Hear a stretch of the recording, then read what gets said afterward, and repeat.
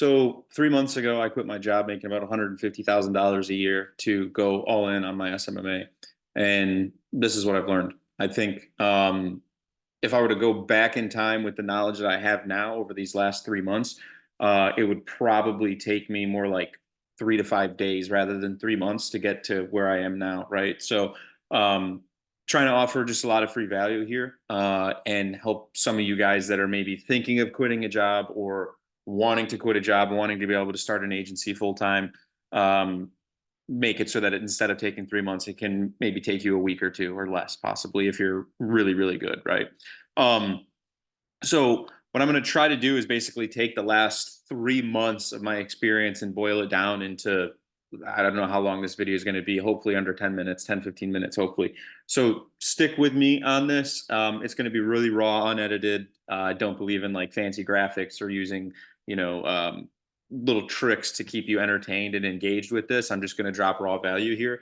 So honestly, if you can't stay to the end and just sit down and listen to a video, it is probably not your kind of video. But if you're looking for just raw value and information, then hopefully this is for you, and hopefully this helps somebody out there, right? So a couple of things, right? The main thing that I learned is be niche specific, and I kind of knew this going into it. But it's really important that what you're offering is to a specific audience, a specific person, right? An avatar, if you will. Um, and it's the key thing with that is it's somebody that you understand, and it's an audience that you know well, right? So you have to be able to know an audience to be able to figure out what problem you're going to solve, right? I think the traditional agency model of like, here, pay me $1,000 or $1,500 to be, do social media posts for you or run your ads is just not going to work. It just doesn't work anymore, right? So you need to be more specific on what problem you're solving, what pain you're alleviating, and what value you're actually creating. Um, I'm going to make a whole separate video on how to select your niche, because I think there's some people that overemphasize it, but I do think there's a lot of people that underemphasize it. It is really important to make sure that you're in the right niche for you, right? So it doesn't mean that one industry could make you more money than another industry, but depending on who you are, it actually might. And it's really important that the niche you select is a reflection of you, your life experience, your skill set, and what problem you're going to solve for them, right? Um, so second thing is you got to learn how to work, right? And I know that this sounds weird and funny, and you're probably like, what the heck is he talking about? Learn how to work. But the reality is like, we've been trained and conditioned our whole lives to basically um, do what people tell us. And so we're kind of expecting and awaiting like orders or input or whatever, whether it's from your parents, from a job, just from society at large. Like, we're very sheepish, and we look usually upwards for direction. And it's really important that if you're going to do something like this, you have to be bold and brave enough, to be honest with you, but also have the skill of critical thinking to be able to make your own calls and make your own choices. Um, Basically, the way I framed this was when I was getting ready to quit my job and start doing this full time. The thing that made me finally decide to do it once I solved this question was, okay, so I'm going to wake up. Let's say it's a Saturday. Let's say I quit tonight or tomorrow. Um, I tell my VP, my bosses, that I'm leaving, and I wake up Monday morning unemployed. Right? What then? Right? What's the first thing I do so that I'm not spending a month like I basically still ended up doing, um, bouncing around trying to figure out what's what, right? So that's kind of what I mean, right? If you're in this boat where you haven't gotten your first clients yet and you're trying to figure out like where to start, that's a really important question. You need to know what it is that you need to do first. Um, and that's really going to help you build clarity around what your SOP, your standard operating procedure, your daily tasks should look like. And that's going to be huge as far as creating some momentum and building on success on a daily basis and in a regular basis. Um, Again, I'll probably try to do more info on that on another video, because I did figure out something that really helped me. But overall with that, I would say like, you should be reading, you should be studying great thinkers. You should be studying business people. You should be figuring out how big businesses operate and how successful businesses operate, and you should be emulating that as much as you can. I would say if you can afford some type of mentorship or something, like that's going to skip a lot of this. But if you can't, then you know, study other people, and you'll be able to figure it out as you go. Um, that does kind of bring me well to my third big lesson, and that it's a pretty simple one, but it's just getting around the right people and away from the wrong people. So really important while you're on this like journey of entrepreneurship and running a business that you are around other people that you can relate to, right? And this is going to be difficult. Like if you're local, like I live in America, I live in Michigan. Um, most of my peers and colleagues, like these people work jobs, right? Um, they work 9 to 5s, and other types of corporate gigs. Like entrepreneurs are by definition pretty rare, right? So it's pretty hard to find those types of people. The way that I personally found them was through the internet. um, School, YouTube communities, like all types of Instagram, Twitter, stuff like that. um, to find other people that were on a similar path, on a similar journey. And particularly I tried to reach up and find guys that were slightly ahead of me. Didn't mean they had to be making $1 million a year or anything like that, but it's like, hey, I just started my agency. You started your agency a year ago. Like, what have you put together? What have you figured out? That's going to be really helpful for you. And I think one of the biggest and most important things is like latch on to other people that are in your space and ahead of you. Um, and then you should just try to just soak in as much information from them as possible.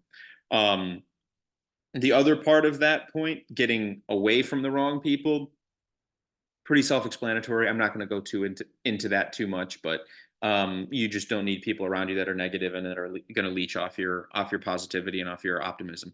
Um, Fourth point is going to be outreach, right? So outreach, really, you need to pick one method and stick to it. And that's really, honestly, in this stage of your business, that's all you should be doing is outreach. It's really easy. I still struggle with it. I'm pretty sure everybody still struggles with it. It's just not something that they talk about. It's really easy to be busy doing other stuff that you think is helping. It's like busy work, but it's not really moving the needle forward. You need to find one method of outreach and absolutely stick to it. For me, it was cold calling. And honestly, I know a lot of people hate on cold calling, but it works, right? It just does. Like especially if you're local to your businesses and you're helping local brick and mortar businesses with whatever your offer is, actually calling these people up and saying like, hey, I'm me. I'm a real person. I have this thing that I think can help you. That's gonna. I mean, it might not be as scalable. You can't necessarily automate it as easily. You can't put an AI in place. Well, actually, you kind of can, but it that goes such a long way when it comes to what real business is relationships, right? And so calling somebody up, being polite and friendly and not super solicity with them is going to really help you as far as building a brand for yourself in your community, building a reputation, and getting people to know you. And so that when you call them back and you try to close them, they convert. So I'm going to make a lot more videos on cold calling. That's, I think, one of the main things I'm going to build my channel around. But I really think, it's going to go a long way for all of you. If you're not local, I don't think you need to worry about it. I have callers that work for me right now, and they work in Pakistan and Egypt, and so those guys are still setting a lot of good appointments for us and for the agency. And so I think if you're in India or Pakistan or wherever, and you're trying to service American businesses, you can still do it. You absolutely can still do it. Um, fifth thing, right? You got to get rid of distractions in your life, right? So you really need to clean up and organize your life, and just simplify it. Like get rid of anything that's not um, what you're doing. Like your brain, you really need to reprogram your brain. So if you're young, I think you have an advantage at this, right? Like I'm 20, I'll be 27 this year, so I'm kind of old in the space, right?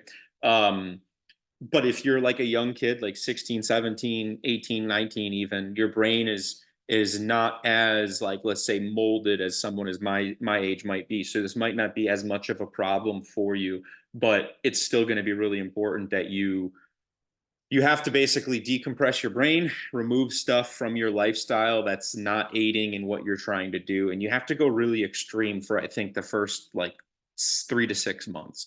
Um, Later, you can add stuff back in, but for this beginning period, like you shouldn't be watching porn. You shouldn't be playing a lot of video games. You shouldn't be going out. You shouldn't be doing a lot of drinking. You shouldn't be like a lot of stuff in our lives. Like and even little things like I really would try to boil it down to like it should be as simple. Your life for the first couple of months should be as simple as eating, sleeping, and working.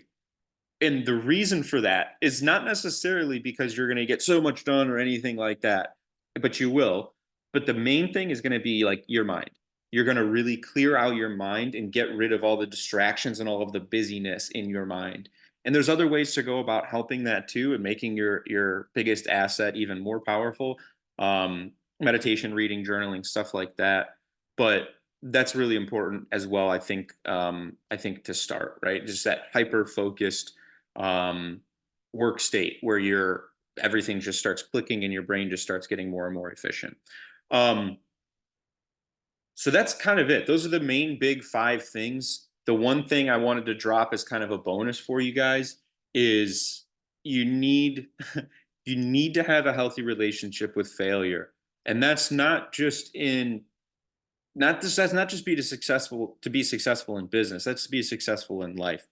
I think I see a lot of people out there when they're trying something, it doesn't work, and they beat themselves up and like, oh, well, it's over, blah blah blah. It's like, dude, you need to fail like all the time, like almost just constant failure, just failing for towards success. Um, it's not pretty, it's not glamorous, right? That's not the side of success that you'll see a lot of these gurus on YouTube advertising and stuff like that. But it's there and it's really real, and that's what's going to build the character and the tenacity to be able to succeed in life no matter what. And that's extremely important both in doing this if you're going to start an agency or just throughout life. Like if you take one thing from this video, I would just beg of you to have a healthy relationship with failure. um, I mean, obviously the age old saying, right, it's better to have tried and failed than to have not tried, is really corny, but that's the reality of it, right? If you fail, it's a good thing. It means that you tried and it means that you learn from it. With that, that's the asterisk, right? That's the key. Failing is only good for you if you're going to learn from it. So you should be trying stuff often and fast and fail forward and learn from it. And then adjust course correct. One of the books that really changed my life that I read well, number of years ago now, and I've reread it regularly since, is Tony Robbins' Unlimited Power. And that's just the basic formula for anything in life, right? Try something, fail, look at why you failed, analyze it, and then make adjustments and try again. And then if you fail, repeat the process. And if you do that long enough, you'll be successful. So that's really it. I appreciate you guys for watching. Thank you. Talk to you soon.